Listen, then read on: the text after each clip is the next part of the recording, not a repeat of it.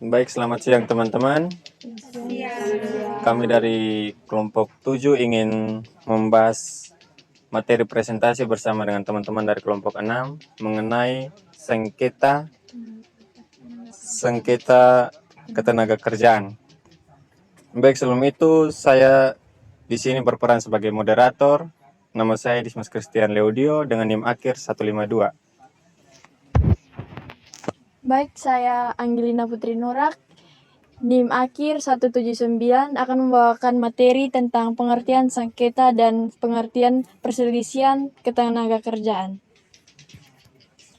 Baik, di sini saya Aurelia Bule dengan NIM terakhir 151.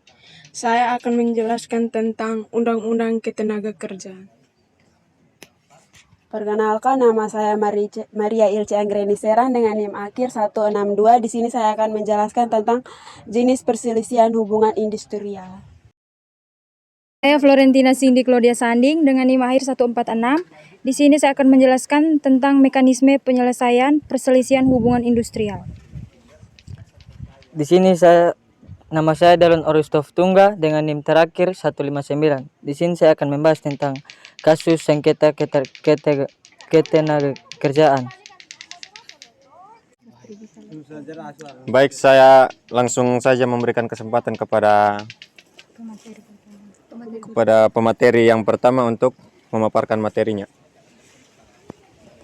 Baik, materi yang pertama tentang pengertian sengketa. Sengketa itu merupakan sesuatu yang menyebabkan perselisihan, pertengkaran, dan perbedaan pendapat.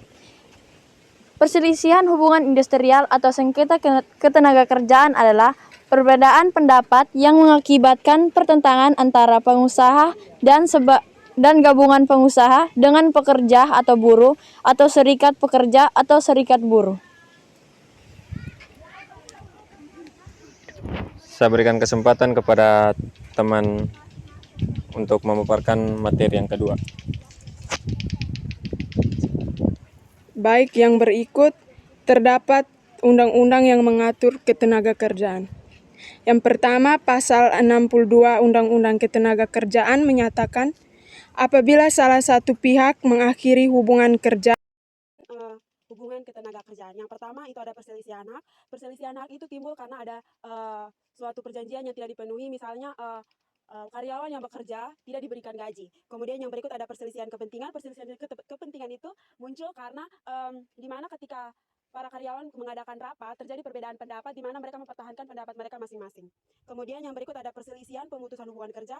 Ini adalah perselisihan yang terjadi di mana perusahaan memutuskan hubungan kerja karena salah satu pihak yang mengambil keputusan.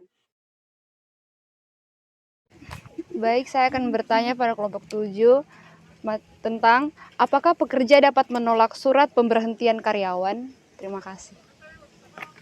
Saya ingin bertanya kepada kelompok 7, apa perbedaan PHK dan dipecat? Baik, terima kasih atas pertanyaan dari teman-teman kelompok 6. Kami dari kelompok 7 akan menjawab pertanyaan kepada teman Putri. Saya persilakan. Baik, saya akan menjawab pertanyaan dari kelompok 6 yang berbunyi, apakah pekerja dapat menolak surat pemberhentian karyawan? Baik, pekerja yang menolak PHK dalam waktu paling lama 7 hari kerja harus menyampaikan penolakannya kepada pengusaha yang kemudian harus dilakukan perundingan bipartit dan apabila tidak tercapai kesepakatan dilanjutkan dengan tripartit. Baik, pertanyaan berikutnya saya persilakan kepada teman Reli untuk menjawab. Baik, saya akan menjawab pertanyaan dari teman Leo yang berbunyi apa perbedaan PHK dan dipecat. Baik, jika ada orang yang dipecat, berarti perusahaan melakukannya secara sepihak. Di sisi lain, PHK adalah pencabutan hak kerja karyawan secara sementara maupun permanen.